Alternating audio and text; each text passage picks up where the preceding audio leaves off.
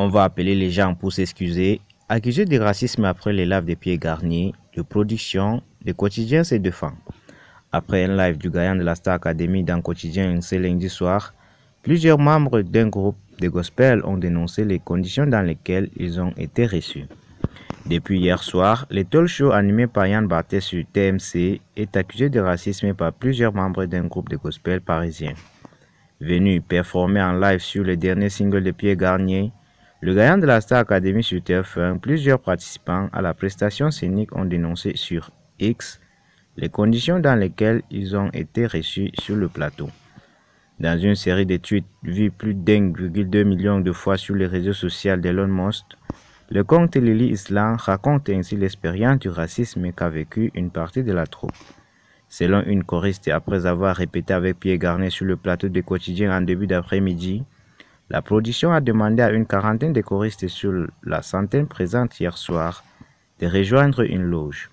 Des bracelets de couleur noire ont été distribués seulement aux choristes issus de l'immigration, plus précisément aux femmes et aux hommes noirs. Lorsque les répétitions se sont terminées, une membre de la production a demandé à tous ceux qui portaient un bracelet noir de lever la main. Elle leur a demandé de quitter le plateau pour rejoindre une salle. Les choristes non racisés sont restés sur le plateau, décrit-elle. Selon plusieurs autres choristes, le groupe de choristes est resté plusieurs heures dans une salle froide sans fenêtre avant de revenir sur le plateau au moment du live de Pierre Garnier. Durant la totalité de l'émission, il y avait les choristes qui n'étaient pas de couleur dans le public, ceux sans bracelet noir. Les choristes de couleur, eux, n'ont été libérés que pour chanter les 2 minutes et 50 secondes avec Pierre Garnier, peut-on lire encore.